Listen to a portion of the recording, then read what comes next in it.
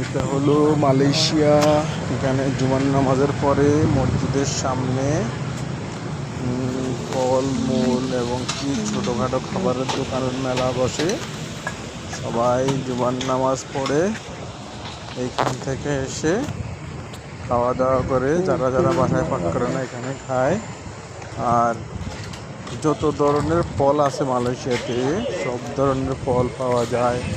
I am গরিব মানে